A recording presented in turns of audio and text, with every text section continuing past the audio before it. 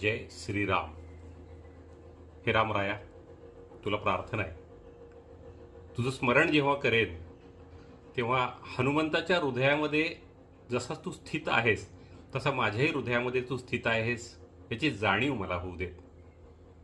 हे रामराया, तुझं स्मरण जेव्हा मी करेन तेव्हा रामदास स्वामींनी मनावरती जेवढं कार्य करायला सांगितलेलं आहे तेवढं मनावरती कार्य करून मला माझा शोध लागो ही प्रार्थना आहे. हे रामराया, तुझं स्मरण जेव्हा मी करणार आहे तेव्हा गोंदावलेकर महाराजांनी रामनामाची जी पवित्रता सांगितलेली आहे आणि त्या रामनामामधून अंतरात्म्यामध्ये आतमध्ये जाऊन स्वतःचा शोध कसा लागेल याची जाणीव द्यायला सांगितली आहे, ते मला प्राप्त होऊ देत. तुझं नाव रामराया घेईन तेव्हा नात्यांचं महत्त्व मला कळू देत, सत्याचं महत्त्व मला कळू देत आणि स्वतःचा शोध लागण्यासाठी साक्षात्काराच्या अवस्थेपर्यंत आतमध्ये राम आहे याची जाणीव होऊ देत हीच प्रार्थना. जय श्रीराम.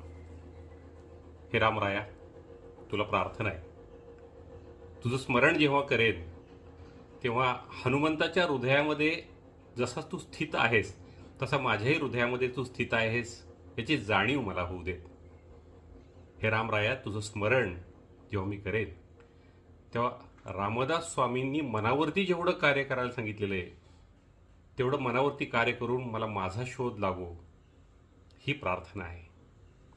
हे रामराया, तुझं स्मरण जेव्हा मी करणार आहे तेव्हा गोंदावलेकर महाराजांनी रामनामाची जी पवित्रता सांगितलेली आहे आणि त्या रामनामामधून अंतरात्म्यामध्ये आतमध्ये जाऊन स्वतःचा शोध कसा लागेल याची जाणीव द्यायला सांगितली आहे, ते मला प्राप्त होऊ देत.